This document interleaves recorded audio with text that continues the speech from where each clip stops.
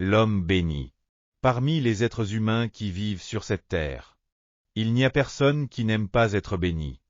Certains croient en la géomancie chinoise, qui prétend que la bénédiction est influencée par des éléments naturels comme la topographie. Ces personnes insistent sur le fait que pour recevoir des bénédictions, il faut choisir un bon emplacement pour sa maison, ou bien sélectionner avec soin l'emplacement de la tombe de ses ancêtres.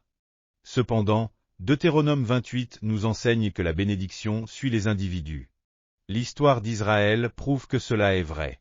Que s'est-il passé lorsque le peuple élu de Dieu, les Israélites, se dirigeait vers la terre de Canaan?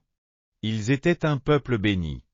Lorsqu'ils sont arrivés devant la mer Rouge, elle s'est ouverte pour qu'ils puissent traverser en sécurité. Dans le désert, où rien ne pousse, la manne est tombée du ciel pour les nourrir. Et ils ont pu boire de l'eau jaillissant du rocher. Quand ils se sont approchés de Jéricho, les murailles de la ville se sont écroulées. Une fois entrés dans la terre de Canaan, celle-ci est devenue une terre encore plus fertile, ruisselant de lait et de miel. Pourquoi la bénédiction de Dieu les accompagnait-elle partout où ils allaient? C'était parce qu'ils servaient fidèlement Dieu et vivaient selon ses lois.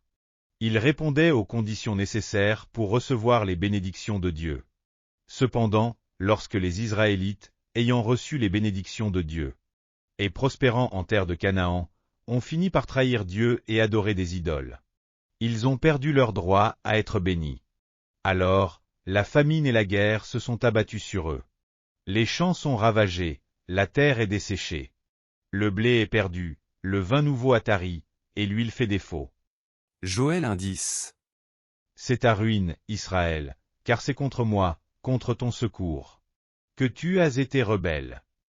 Osée 13:9. Finalement, Israël a été envahi par Babylone, et tout a été détruit.